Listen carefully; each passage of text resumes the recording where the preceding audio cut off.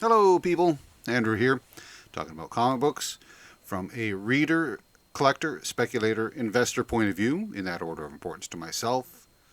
And today, it's Crisis on Infinite Earths.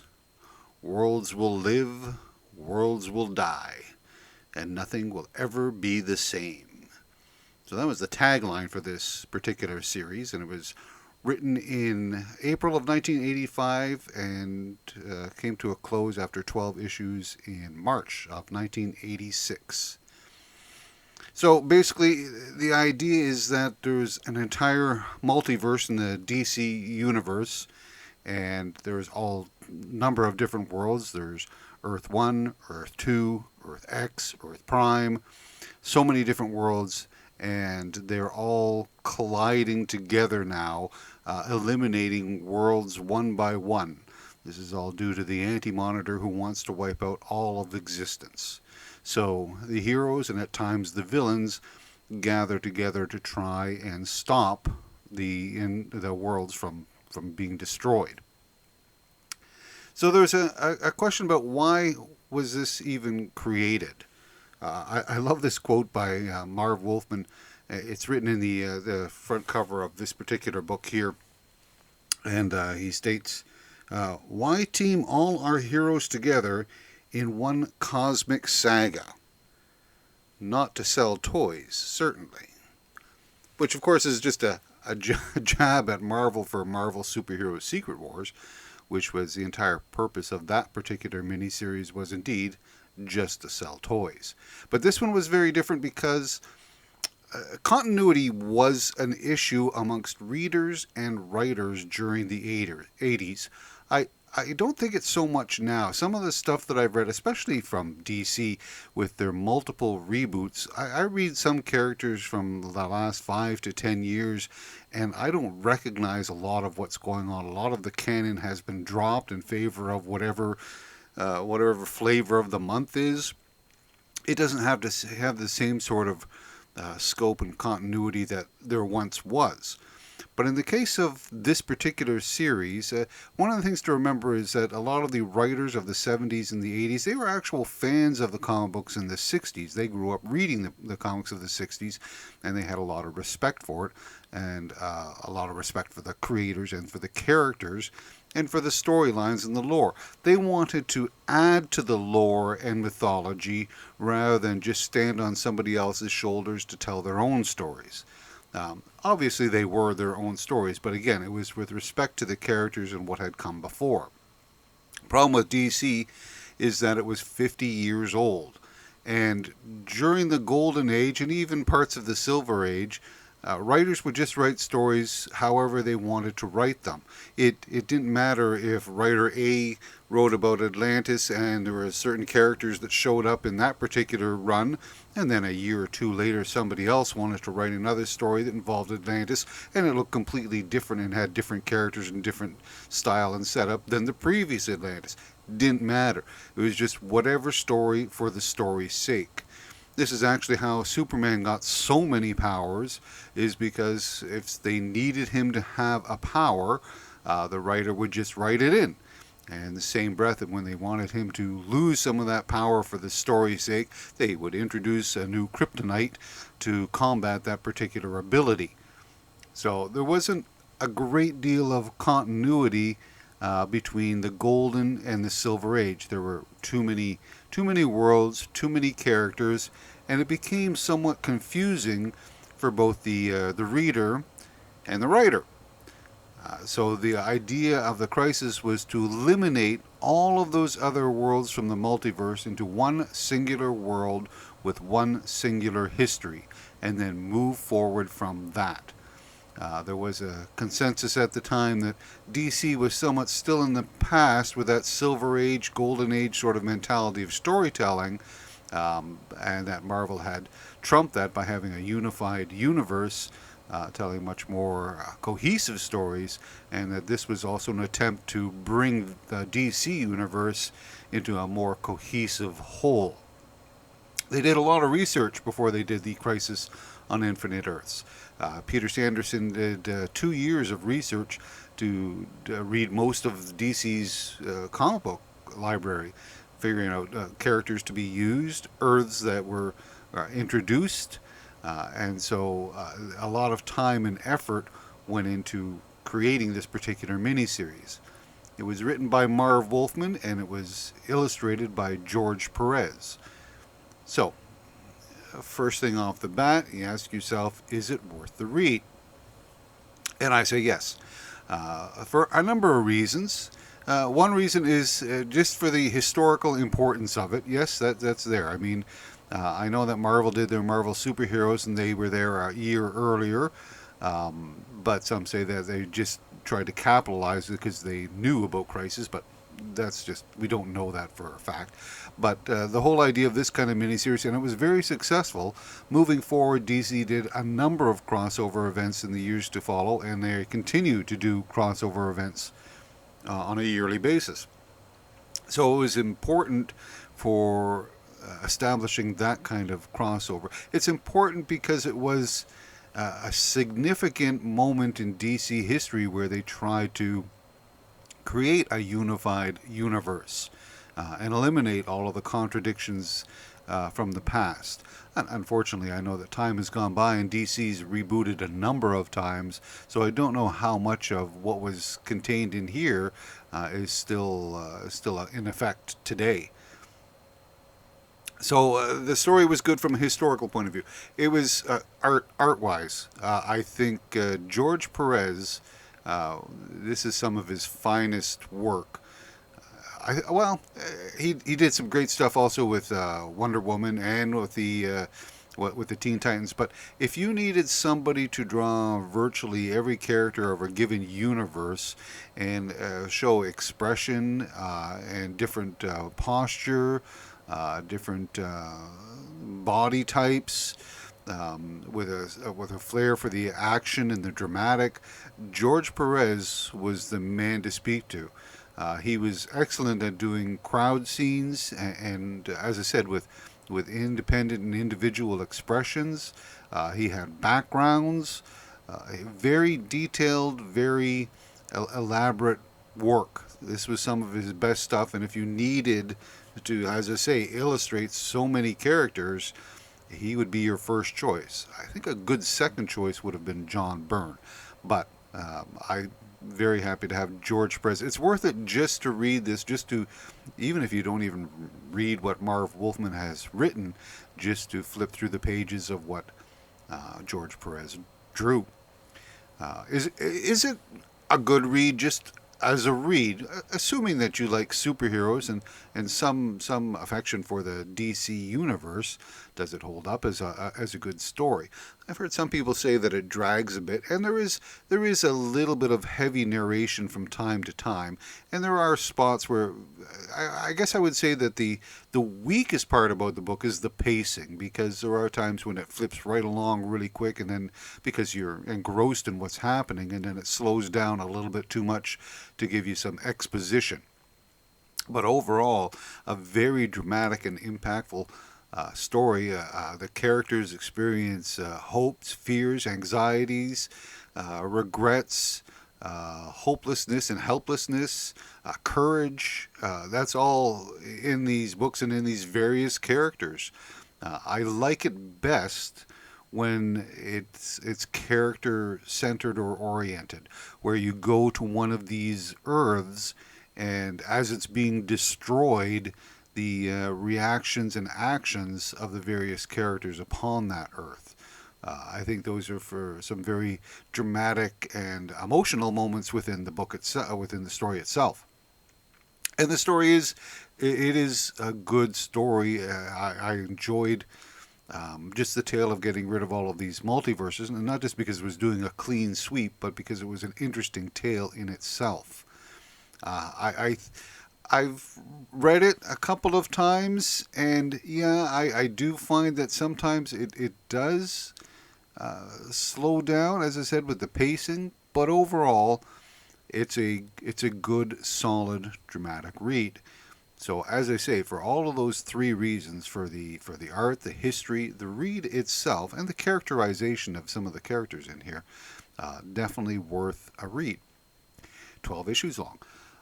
So this is the first issue, as you can see, George Perez cover, and it's the beginning of it. Now, the first issue uh, also introduced Blue Beetle to the DC universe. I'm a little surprised that the introduction of the Charlton characters to the DC universe doesn't get a little bit more attention. I would have thought it would have, as far as people looking at speculating in important moments within the DC universe, and this I feel is one of them. I mean, Blue Beetle ended up being a very important character in DC and got himself a movie. So the fact that this is his first appearance in the DC universe, but it goes pretty much unnoticed, as do the rest of the Charlton characters. You'll also find that in this first issue, oh no, that's it, just the Blue Beetle in the first issue here. And it was a good start to the story. Things were happening right away.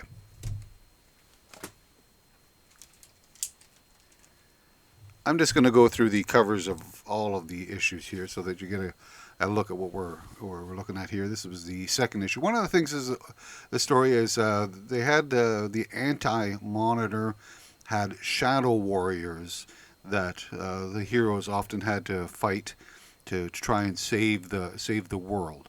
I don't want to give away too much about the story. I think I've told you enough that you need to know if you're interested in reading it. But these were the Anti-Monitor's henchmen, so to speak, and there were hundreds, thousands of these creatures. I liked the series because it visited all kinds of the aspects, or all different planes of DC lore. There was times that the World War II, Sergeant Rock, the Haunted Tank, the Losers, they all showed up here. This particular one, issue number 3, has a block about the Western heroes that DC had, and also the death of one of the Western heroes by the name of Nighthawk. Not only does it go to different worlds, but it also visits different times as well. And at various points throughout the series, the timelines collide on a given world, so that the Western world of the past meets a future, 40 years from now type of thing. So it was an interesting mix, and it was well told. I think the reactions of some of these characters from one time to another, looking at things, was handled really well. This was issue number 3.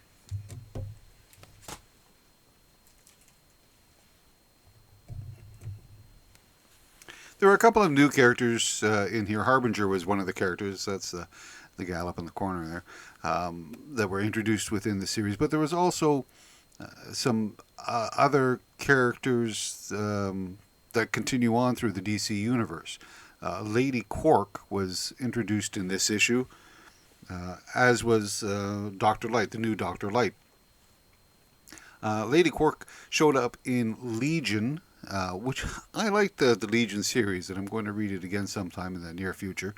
And Dr. Light has always been an interesting character, and this was an interesting incarnation of him as well. Actually, it was a her this time, Dr. Hoshi. So, is that right? Dr. Hoshi. So the first appearance of Lady Quark and the new female Dr. Light. We'll talk about speculation a little bit, because again, some of these characters, Lady Quark, I don't know if that means anything to anybody, and it's such a minor character, but this would be her first appearance. And if you're going to speculate on books, you're better off to speculate on first appearances more than anything else. And this one has the two of them, Lady Quark and Dr. Light.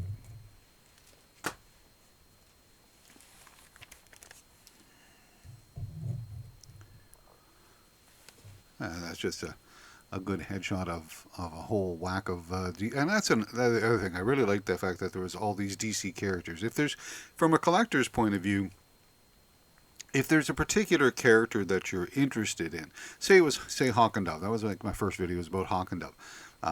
They show up, I think, 3 times throughout the Crisis. So you would buy those 3 issues just for Hawk and Dove. But there are other characters as well that don't get a lot of time in various books. Anthro, Arian, minor characters. So if you were collecting a specific character, and it was a DC character, chances are you'd find them in the Crisis somewhere within the Crisis. I think I mistakenly said during my video on the question that all of the Charlton characters showed up in this particular issue, and actually it was Blue Beetle showed up first, but it was the other ones that showed up this one. The Question, Peacemaker, Judo Master, is that his name? I think it's Judo Master. Captain Atom. Also, the new Wildcat showed up in this particular issue, issue number 6. Again, not a big hubbub about the Charlton characters showing over in, but I think it's worth noting, and also, as I say, for the new Wildcat. There are a couple of money books, but it's a strange thing here. This is one of those money books, and this is the death of Supergirl. And it's a double-sized death of... It was very brave, courageous, and it almost an accidental death. It was just, don't turn your head in battle type of thing. And it's got that iconic pose on the cover. The thing with death in comic books is that as dramatic as they are, and I do like the fact that when DC did this, they had every intention of never bringing her back. The moving forward, the characters that died, they stayed dead until whenever they started doing their whole rebirth, reborn, whatever situation. I don't know if this Supergirl has come back into the fold or not. I'm not very familiar at all with the DC universe from the last 10 to 15 years. So this may not be as important because she may already be back. But at the time, very important book, a very emotional book with the death of Supergirl. And as I said, they meant it. But death books, as I say, because comic books they always seem to come back. So none of the books within the Crises are overly expensive, and very difficult for me to say that spec this one is iconic, and it has history to it. So I think there's room for that if you're interested, and people will be interested in this particular cover and this particular issue moving forward. But I don't think it's crazy expensive because, as I said, death is not permanent in the DC universe.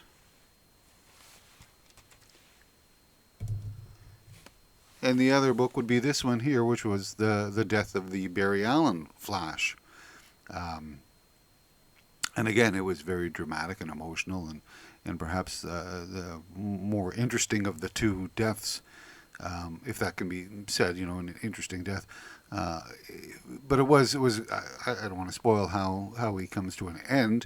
I've already spoiled it by telling you that he's dead, but I'm pretty sure you knew that.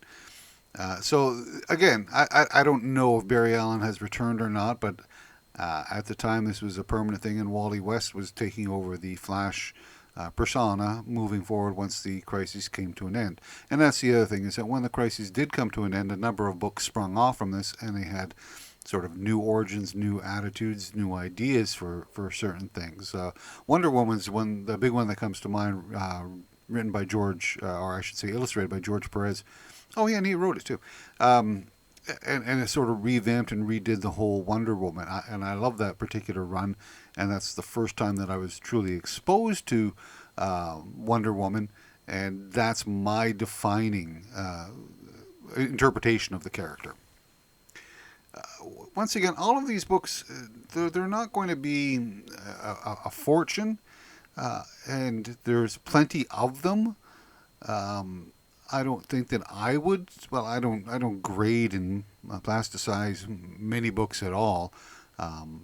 But I would want to have a copy of this because again, I think it's well written, well illustrated, and it is a significant moment from the 80s.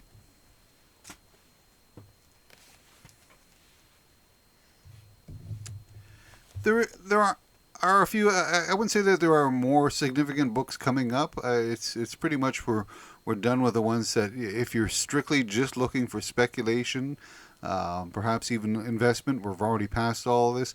Everything else is just part of the series that's good for a read. And as I said, as far as the collection is concerned, pick your characters, or you might just want to pick up the entire series. And of course, you can get it all in a trade paperback now.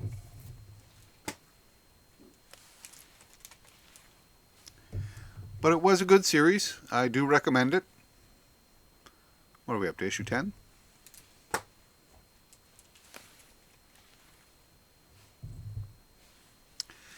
This is issue number 11. So what are we looking at for 12 issues? If we averaged them at $10 a piece, you'd be looking at $120. But I would say that some of that, yeah, you could probably get for less than 10. Some of the later issues here.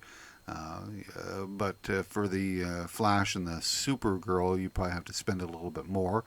So let's say between 100, or let's say it's between 75 and 150 to buy the whole set. Or as I said, just a couple of trade paperbacks for a lot less.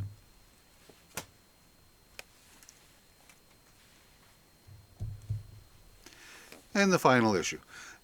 A good series to read. As I said, a bit of a slog from time to time because the pacing, but the artwork makes up for it, and all of the characters. I love seeing all of the DC characters. Now, at the time, I was more of a Marvel person than I was a DC, and that's somewhat holding true. But I do feel that DC post-crisis, and this is really, you'll hear sometimes people talk about pre-crisis and post-crisis. As part of the DC universe, the pre-crisis is very, well, I don't know, juvenile, but it doesn't have the depth as post-crisis. And personally, I think DC wrote better stories in the later half of the 80s and the early part of the 90s, more so than any other company out there. And that's including Marvel and Image and Valiant. I think they did a great job of storytelling in the later 80s and the beginning of the 90s. So that's my take on Crises. Worth the read. Not expensive. I wouldn't go out of my way to buy too many. I wouldn't speculate too high. Just those two books, 7 and 8, Death of Supergirl and Death of the Flash. But as I say, death is not permanent, so this is more from a historical sort of perspective that you would be picking it up. The Lady Quark is probably the hidden one, and maybe because it also includes the new Dr. Light, perhaps even the Wildcat one, and the introduction of the 4 Charlton characters, the Question, Captain Atom, etc., might be a consideration as well. Good series to read. I hope you enjoy it, and we'll talk again soon. See you, people.